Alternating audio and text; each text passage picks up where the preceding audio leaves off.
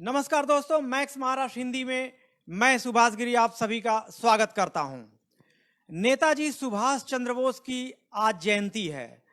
पश्चिम बंगाल का चुनाव धीरे धीरे करीब आता जा रहा है। जैसे जैसे पश्चिम बंगाल का चुनाव करीब आ रहा है, वैसे वैसे वहां की सियासत में उबाल आना शुरू हो गया है। आज नेताजी सुभाष चंद्र बोस की जयंती पर एक तरफ जहां भाजपा ने शक्ति प्रदर्शन किया, तो दूसरी तरफ ममता बनर्जी ने, वहां की मुख्यमंत्री ममता बनर्जी ने जो है पैदल यात्रा की। और आज सुबह से ही पश्चिम बंगाल की राजनीति में जो है वहां का सियासी पारा पूरी तरह से गर्म रहा। सुबह सुबह के कार्यक्रम में पश्चिम बंगाल की मुख्यमंत्री ममता बनर्जी ने जहां अपनी पार्टी दोबारा सत्ता में, तीसरी बार जो है सत्ता में आने के लिए उन्होंने पूरी तरह से ताकत लगा दी। वहां पे पराक्रम दिवस के दौरान उन्होंने कई जगह पर जो है, जिस तरह से उन्होंने सुबह से उनका जो बयानबाजी आ रहा है कि देश की राजधानी दिल्ली ही क्यों हो, पूरे देश में जो है 4 राजधानी होना चाहिए। अब इस बयान से उनके लोग हतप्रभ रह गए कि आखिर देश की राजधानी दिल्ली पर भी ये देश में एक ही राजधानी क्यों, देश के 4 हिस्सों में राजधानी होना चाहिए। यहाँ तक इन बातों से लगता है ऐसा कि जिस तरह से वहां पर बीजेपी और तृणमूल कांग्रेस की जो टक्कर चल रही है, उससे कहीं ना कहीं उनकी सियासी जो है, जो उनकी जमीनी जो सियासी राजनीति है, पूरी तरह से जो है वो घबरा गई है। उन्हें ऐसा लगता है कि भाजपा वहां पर जो है दूसरे नंबर की पार्टी है। जिस तरह से रोज वहां पर तृणमूल कांग्रेस के अंदर से जिस तरह से बीजेपी की तरफ लोगों का पलायन होते जा रहा है, उनकी जो है उनको ममता बनर्जी को पैरों तले जमीन खिसकती जा रही है।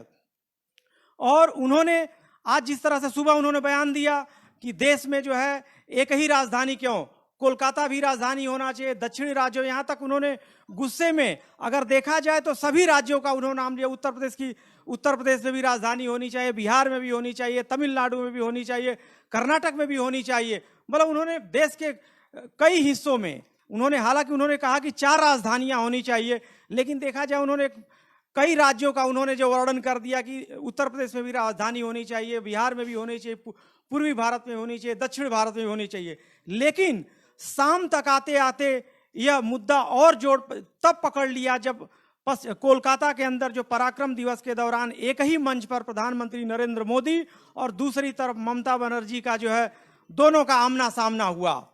इस दौरान जब प्रधानमंत्री एक तरफ जहां सुभाष चंद्र बोस के बारे में जो है पूरी जो है उन्होंने भाषण दिया, उन्होंने नेताजी सुभाष चंद्र बोस के बारे में पूरा वर्णन किया, वहीं दूसरी तरफ जो है प्रधानमंत्री का सामना वहां पर जब जिस तरह से वहां पे प्रधानमंत्री का जब वहां पे भाषण जब शुरू हुआ, जो वहां पे लोगों की जब भीड़ इकट्ठी हुई, वहां से सभा से जब आवाज आई जय श्री राम का जब नारा जब वहां पे जब गूंजा, तो इस दौरान जो ममता बनर्जी जो भड़क गई। ये आखिर जय श्री राम के नारे से आखिर ममता बनर्जी क्यों भड़कती है? अब ये अपने आप में जो पूरे देश में जो ट्रोल हो रहा है कि आखिर जय श्री राम के नारा लगने के बाद आखिर उन्होंने इतना गुस्से में क्यों आ गई कि वहां पर बोलना भी उन्होंने मुनासिब नहीं समझा, और उन्होंने मंच पर जाकर थोड़े ही शब्दों में कि किसी को भी ये कोई राजनीतिक प्रोग्राम नहीं है, किसी को मंच पर बुलाकर अपमानित करना अच्छी बात नहीं, उन्होंने सीधे सीधे जो है परोक्ष रूप से जो है सामने उस कार्यक्रम में जो है उन्होंने सीधा हमला बोल दिया कि यह कोई पॉलिटिकल प्रोग्राम नहीं है। हालांकि वहां पर जय श्री राम का नारा, हालांकि देखा जाए तो ममता बनर्जी ट्रोल भी हो रही है कि आखिर जय श्री राम, भगवान श्री राम तो हिंदुस्तान के जो देवी देवता हैं वह तो सबके होते हैं, तो आखिर कहीं जय श्री राम का नारा जो बीजेपी जो है ऐसे माहौल जो तैयार करती है कि उनकी बार बार जो भारतीय जनता पार्टी ने ममता बनर्जी का जो उन्हें हमेशा एंटी हिंदू करार देने की कोशिश कर रही है, हालांकि बीजेपी के पास ऐसा कोई सबूत नहीं है, तो क्या इस तरह के जय श्री राम के नारा लगवा करके जिस तरह से क्या जानबूझ करके बीजेपी जो है ममता बनर्जी को टारगेट कर रही है? जो भी हो, लेकिन कहीं ना कहीं जय श्री राम के नारे से जो ममता बनर्जी का जो नाराज होना कहीं ना कहीं जो है ऐसा माना जा रहा है कहीं ना कोई बीजेपी के जो मकड़जाल में जो पूरी तरह से फंसती जा रही है। तो जय श्री राम के नारे के ऊपर हमारे बीच मैक्स महाराष्ट्र के कुछ सहयोगी हैं, हमारे बीच में मनोज चंदेलिया जी हैं, उनसे जानते हैं कि आखिर 2019 से कई बार ऐसा हुआ है मनोज जी कि जय श्री राम के नारे पे अगर कहीं भी जाओ, सीधी कोई पब्लिक रोड शो हो या मंच का प्रोग्राम हो, जैसे ही जय श्री राम का नारा लगता है ममता बनर्जी का गुस्सा जो आपा खो बैठती। आखिर क्या कारण है, क्या कहेंगे आप इसके बारे में? गिरी जी, बात जय श्री राम के नारों से नहीं है। मुझे लगता है कि प्रधानमंत्री नरेंद्र मोदी जब पहुंचे थे उसके बाद से जिस तरह से जो है प्रधानमंत्री ने एक मुख्यमंत्री को इग्नोर किया, सबसे पहला गुस्सा शायद कहीं ना कहीं ममता बनर्जी को गुस्सा वही है कि उसे इग्नोर क्यों किया गया। उसके बाद जब प्रधानमंत्री नरेंद्र मोदी ने बोलने की शुरुआत की तो जय श्री राम के नारे लगने शुरू हो गए। अब ये नारे क्यों लगे? क्योंकि हाल ही में हमने देखा है कि राम मंदिर के लिए जिस तरह से चंदा इकट्ठा किया जा रहा है, राम मंदिर बनाने के लिए जिस तरह से केंद्र सरकार ने शुरुआत की, एक पहल की है, उसके बाद जो है ये नारे लगने कहीं ना कहीं ठीक है, लग भी सकते हैं और लगाएंगे भी कार्यकर्ता। तो प्रधानमंत्री नरेंद्र मोदी वहाँ पर आए और इस तरह के नारे लगे। और साथ ही साथ ये पहले इंसिडेंट नहीं है कि प्रधानमंत्री किसी कार्यक्रम में जाए और प्रधानमंत्री की वाहवाही ना हो, ऐसा हो ही नहीं सकता। प्रधानमंत्री, जब हम सभी को याद है कि हाउडी गए थे तो हाउडी मोदी, सभी को याद है कि अगर देश के बाहर भी प्रधानमंत्री नरेंद्र मोदी गए हैं तो वहाँ पर भी एक वर्ग हमेशा जो है मोदी का जो है शुभचिंतक कहे या प्रधानमंत्री के चाहने वाले, वो उनकी वाहवाही हमेशा ही करते हैं। यही आज के इस कार्यक्रम में हुआ। लेकिन ममता बनर्जी ने जो जिस तरह से जो है प्रधानमंत्री को जो है ये सीधे तौर पर सामने बैठे हुए खरी खोटी सुनाई है, ये कहीं ना कहीं उनका अपना एक फ्रस्ट्रेशन था, अपना एक गुस्सा था।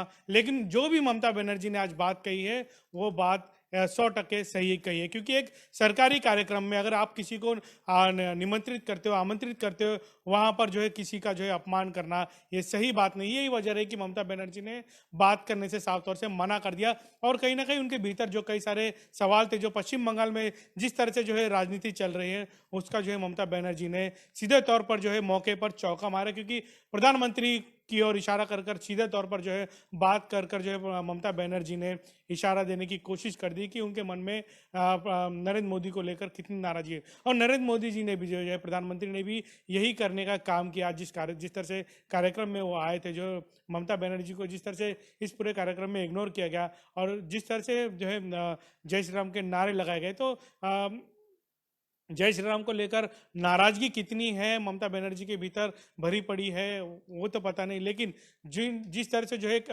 ममता बनर्जी ने जवाब दिया है कि सरकारी कार्यक्रम में ये चीज़ें नहीं होनी चाहिए थी, वो 100% सही में मानता हूँ। मैं आप रोकना चाहूँगा, आपसे पूछना चाहूँगा कि जिस तरह से माना कि आपने बताया कि मतलब देखा जाए तो ममता बनर्जी ने प्रधानमंत्री का जो है पूरी तरह से उन्होंने अपमान किया, जो भी है, लेकिन कहीं ना कहीं आपको ऐसा नहीं लग रहा है कि जय श्री राम अब धीरे धीरे जो है ट्रोल होते जा रहा है? एक ब्रेकिंग न्यूज बन रही है कि जय श्री राम के नारे से आखिर ममता बनर्जी क्यों भड़कती है? तो कहीं ना कहीं आपको नहीं लग रहा कि इसका फायदा बीजेपी नहीं, कोई नहीं। बीजेपी और जो ट्रोल की आप बात कर रहे हैं ना, मोदी भक्त तैयारी में बैठे रहते। जब भी प्रधानमंत्री नरेंद्र मोदी को बोलना होता है, कहीं जाना होता है, रोज बात कर रहे हैं। किसानों का मोर्चे की अगर मैं बात करूं तो वहां क्यों नहीं लग रहा जय श्री राम के नारे? क्या भगवान श्री राम ने ऐसा कहा था कि किसान सड़कों पर इसी तरह मरेंगे? देश की आज जो हमारे लिए अनाज के लिए मर रहे हैं, जो किसान है, उनकी लगातार एक के बाद एक बैठक फेल हो रही है। देखो, बात करने के लिए बहुत सारे मुद्दे हैं, तो मुझे लगता नहीं कि सारे मोदी भक्त हैं। ये जो मोदी भक्ति चैनल है, जो जय श्री राम को लेकर जो हाईलाइट करना चाहते हैं, ये सब प्री प्लान होता है। सभी को पता है कि ये सब भाजपा की किस तरह से जो है मीडिया सेल काम करती है। तो जय श्री राम को लेकर ममता बनर्जी का इतना बड़ा गुस्सा उसको जय श्री राम को लेकर नहीं है। ममता बनर्जी का गुस्सा जिस तरह से बीजेपी पश्चिम बंगाल में अपने पैर पसारने के काम कर रही है, ये ममता बनर्जी का गुस्सा है, ये फ्रस्ट्रेशन है। जय श्री राम के नारों को लेकर ममता बनर्जी अपना गुस्सा निकालेगी कुछ नहीं, ये जानबूझकर प्लान करके जो है ये सब काम किया गया है। सरकारी कार्यक्रम में जय श्री राम के नारे कौन लगाएंगे? ये तो सभी को पता है। मोदी भक्त बैठे वहां पर, ये उनके कार्यकर्ता है, वही लगाएंगे ना। क्यों करेंगे ऐसे किसी कार्यक्रम में? क्या आज के पहले इस तरह के कोई सरकारी कार्यक्रम नहीं हुए? वहां पर क्यों इस तरह से नहीं किया गया? तो जानबूझ के चिढ़ाने का काम ममता बनर्जी को किया गया है। यही वजह है कि इस तरह से जो ममता बनर्जी जो है भरी पड़ी थी। आप जो बोल रहे बात ठीक है, वो गुस्से में भरी पड़ी है। पश्चिम बंगाल की राजनीति में काफी बड़ा उलटफेर आने वाले दिनों में जो चुनावी नतीजों में हो सकता है कि भारतीय जनता पार्टी की सरकार भी आ जाए, तो जानबूझ के चिढ़ाने का काम किया गया है। और ये कार्यक्रम आज उस चीज के लिए नहीं था। बिल्कुल बिल्कुल। इसका मतलब सीधा सीधा है कि भारतीय जनता पार्टी ने जो है भगवान श्री राम का नाम लेकर के पूरी तरह से सियासत करनी शुरू कर दिया है। पश्चिम बंगाल में इसी नाम के ऊपर जो पूरी तरह से जहां पे भारतीय जनता पार्टी के वेस्ट बंगाल में 0 थी, आज वहां एक देखा जाए सर्वे के अंदर दूसरे नंबर पे जो है उसका ये जितने भी सर्वे आ रहे हैं कि तृणमूल कांग्रेस और भाजपा में वहां पे मूल टक्कर है। अगर देखा जाए तो सुबह एक ये भी मुद्दा उठता है कि जिस तरह सुबह जो ममता बनर्जी ने रैली की है, उन्होंने रैली के दौरान जो है उन्होंने जिस तरह से केंद्र की सरकार ने, मोदी सरकार ने जो एक देश एक नारा, एक राशन, एक कानून, जिस तरह से जो है नारा को आगे देने का बढ़ावा कर रही है, उसी जगह पर जो है उसके ऊपर भी ममता बनर्जी ने जो हमला किया है। हालांकि यह बात देश की जनता है, अभी वह बहुत सारी चीजों को लेकर ट्रोल किया जा रहा है कि एक देश एक भारत। अब इसके ऊपर भी अभी ममता बनर्जी तो कहीं ना कहीं ऐसा भी लग रहा है कि चुनावी अपना पश्चिम बंगाल का जिस तरह से सियासी उबाल, वहाँ पे बीजेपी लगातार जो है पूरी तरह से जो हमलावर हो रही तृणमूल कांग्रेस के ऊपर।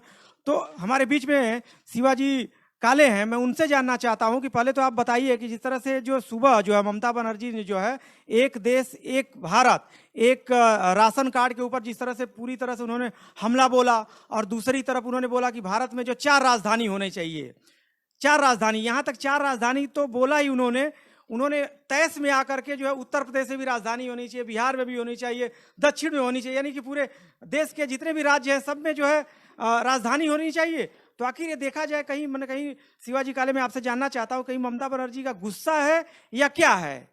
देखा जाए तो ममता जी को गुस्सा आता है, इसके बारे में हम हेडलाइन करते, लेकिन यहाँ पे सेंटर वर्सेस स्टेट का जो मुद्दा आता है, उन्होंने ये मुद्दा छेड़ा है। जिस तरह से हम देखते हैं महाराष्ट्र की राजनीति थी, तो शरद पवार का ट्विटर का जो पेज देखेंगे आप, तो अभी भी वो वही है। उन्होंने लिखा है कि दिल्ली के सामने महाराष्ट्र नहीं झुकेगा, और देखा जाए अभी पंजाब के किसान कह रहे हैं कि हम दिल्ली के सामने नहीं झुकेंगे। अभी ममता जी भी कह रही है बंगाल दिल्ली के सामने नहीं झुकेगा। तो ये बात ये है कि जमीर की लड़ाई है, प्रादेशिकवाद है, और सेंटर में मोदी की एक ताकतवर सरकार है, और वो कहना चाहती है कि स्टेट का जो इम्पोर्टेंट है, जब कोई भी सरकार सेंटर में इस तरह से आती है तो वो स्टेट के लोगों को, स्टेट के पार्टियों को किस तरह से कुचलाती है। और ये एक स्वाभिमान की बात की है। जिस तरह से देखा जाए तो अभी सत्ता की इस मामले में पूरा देखने को मिल रहा है कि यहाँ पे विकास की बात नहीं हो रही है। जब विकास की बात नहीं होती, जब किसी के पास मुद्दे नहीं होते, तो इमोशनल पे चले जाते हैं। वहां पे पेट्रोटिज्म आता है, देशभक्ति आती है, रोटी कपड़ा मकान की जब बात नहीं होती। अगर ये दोनों के लिए भी अच्छा है, ममता के लिए भी अच्छा है और मोदी जी के लिए अच्छा है, क्योंकि अभी सेटबैक पे है, 10 साल की सरकार है, कंटिन्यू सरकार है। अगर विकास पे, डेवलपमेंट पे बात करेंगे तो ममता को बैकफुट पे जाना चाहिए। वैसे भी बीजेपी के पास कोई डेवलपमेंट का एजेंडा नहीं है। देखा जाए तो पिछली बार भी हमने देखा कि पुलवामा अटैक के बाद उन्होंने देशभक्ति ही लाई थी।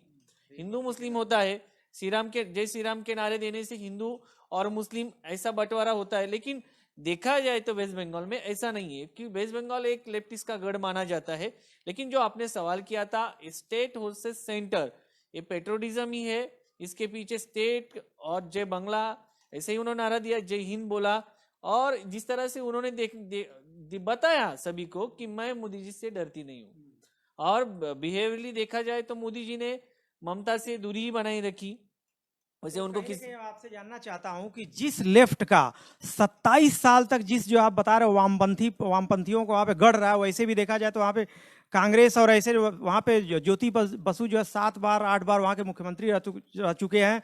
27 साल तक उन्होंने लगातार राज किया था। उनको, उन लेफ्ट पार्टियों को, वामपंथियों को जो ममता बनर्जी ने उखाड़ फेंका था और उन्हें जो खुद के दम पर जो है सत्ता लाई थी। तो कहीं ना कहीं आज अगर देखा जाए तो बीजेपी वहां पे बंगाल में, जहां पे बीजेपी को वहां पे कुछ भी नहीं थे, 1-2-4 नगर सेवक भी नहीं थे, एकदम बिल्कुल जीरो है। लेकिन लगातार जो तृणमूल कांग्रेस से लगातार जो है बीजेपी की तरफ लोग बीजेपी में एक बात ये है, इस देश में अभी देखा जाए तो बीजेपी कुछ भी नहीं है। महाराष्ट्र में देखा जाए राधाकृष्ण विखे पाटिल, हर्षवर्धन पाटिल, ये जो नाम है, या प्रवीण दरेकर विरोधी पक्ष नेते, ये कौन से पार्टी से आए हुए?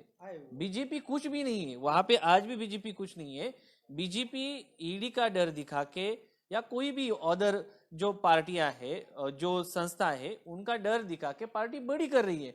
वहां पे पश्चिम बंगाल में अभी भी बीजेपी कुछ भी नहीं। अभी चुनाव हुए थे महाराष्ट्र में विधान परिषद के उस चुनाव में कौन चुन के आया? जो कांग्रेस से बीजेपी में गया था वो पार्षद चुन के आया है क्या बीजेपी में? वहां पे पार्टी बीजेपी आज भी कुछ भी नहीं है, विचारधारा से देखा जाए तो अभी कुछ भी नहीं है। वहां पे जो है, वहां पे बीजेपी में तृणमूल से या अदर पार्टी से कुछ लोग जो गए हैं उनसे आंकड़ा बढ़ सकता है। लेकिन इन लोगों को रोक क्यों नहीं रही है? नहीं वो रोकेंगे कैसे ना? क्यों नहीं रोक पा रही है? नहीं रोकेंगे कैसे? गिरी जी मैं टोकना चाहूंगा और शिवाजी की बात से मैं 100% बोलते ना सहमत हूँ, क्योंकि भारतीय जनता पार्टी ने, मैं अपने आप को इसलिए रोक पाया क्योंकि महाराष्ट्र का जिक्र किया, भारतीय जनता पार्टी ने यही काम किया है। और जैसे मैंने आपसे थोड़ी देर पहले कहा कि पश्चिम बंगाल में हो सकता है कि बीजेपी की सरकार भी आ जाए। बीजेपी क्या करेगी? चुनाव के ऐन वक्त पर जो तृणमूल के जो कद्दावर नेता है ना, उन्हें अपनी ओर खींचने का काम करेगी। साम दाम दंड भेद, ये भारतीय जनता पार्टी की नीति रही है, यही काम करेगी, अपने पास खींचेगी और बाद में झंडा लहराएगी कि भारतीय जनता पार्टी की का जो है यहाँ पर विजय हुआ है। और एक मैं महत्व के मुद्दे पर बात करना चाहूंगा कि जिस तरह से जो है हम कह रहे हैं कि श्री राम के नारे, मैंने कहा कि ये वही लोग करेंगे। आज बीजेपी अर्नब गोस्वामी के मुद्दे पर क्यों बोलने के लिए तैयार नहीं है, जबकि उसके चैट से खुलासा हुआ है, एनएम का जिक्र हुआ है, एएस का जिक्र हुआ है। कौन है ये एनएम और एएस? उसके बारे में क्यों नहीं बीजेपी बोलना चाहती? तो मुद्दे कई सारे हैं। ममता बनर्जी जैसे जैसे कई सारे बड़े स्टेट है, मतलब महाराष्ट्र का जैसा स्टेट आपके साथ में नहीं है, दिल्ली आपके साथ में नहीं है, कोलकाता आपके साथ में नहीं है, मतलब यानी बड़े बड़े जो है स्टेट आपका साथ देने के लिए तैयार नहीं है। ऐसे में देश के प्रधानमंत्री का या भारतीय जनता पार्टी जो है पूरी तरह से जो है बोलते हुए नजर आ रही है, अपना परचम ले रहा है जबरदस्ती जो है, बिना मतलब के बेगानी शादी में अब्दुल्ला दीवाना, यही बीजेपी का हाल नजर आ रहा है। तो आप जिस तरह से आप देख रहे हैं कि मुझे लगता है पहली बार ऐसा होगा कि देखा जाए तो देश के सबसे बड़े राज्य उत्तर प्रदेश है, महाराष्ट्र है, बिहार है, जो चुनाव जब आते हैं यहाँ पर तो तेजी से सरगर्मियां होती है। लेकिन ऐसा पहली बार देखा जाएगा 2021 में जो है पश्चिम बंगाल जो है पूरे जो है जो विधानसभा का जो चुनाव है वहाँ पे पूरी तरह से सियासी पारी जो है पूरी तरह से गर्म होती जा रही है। और आगे जाकर के 1-2 महीने के अंदर क्या होता है, कितने तृणमूल कांग्रेस को और बीजेपी तोड़ती है या बीजेपी से वापस तृणमूल में जाते हैं, वहाँ पे कांग्रेस का रोल क्या होता है, वामपंथी क्या करते हैं, जो सदियों से वहाँ पे कई सालों से उनका राज रहा है, वामपंथी ईस्ट से वहाँ पे शुरू होती है।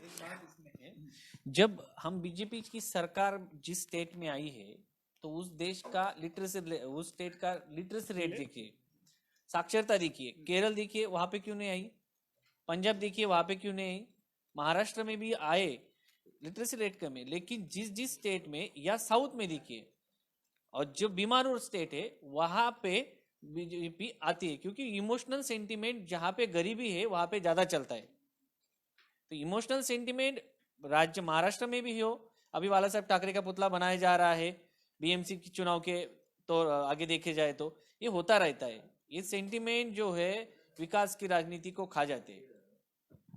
तो आपने देखा कि हमारे सहयोगियों ने भी जय श्री राम के नारे पर जो किस तरह से जो अब आगे क्या होगा, कितनी बार जय श्री राम के नारे के पर जो ममता बनर्जी भड़केंगी, इसका बीजेपी किस तरह से उपयोग उठाएगी, क्या होगा, कैसे होगा, आगे जाकर पश्चिम बंगाल का जो चुनाव होगा किस मोड़ पर जाएगा, वहां पर ममता बनर्जी की दोबारा एंट्री होती है या बीजेपी बाजी मारेगी। तो दोस्तों, मैक्स महाराष्ट्र हिंदी के साथ हमारे साथ जुड़े रहिए, हमारे यूट्यूब चैनल, वेबसाइट को जो है हमारे साथ जो जुड़े रहिए, ताज़ी खबरों के साथ अपडेट, ताज़ी खबरें पढ़ने के लिए हमारे साथ फॉलोअप कीजिए हमें जो है। नमस्कार।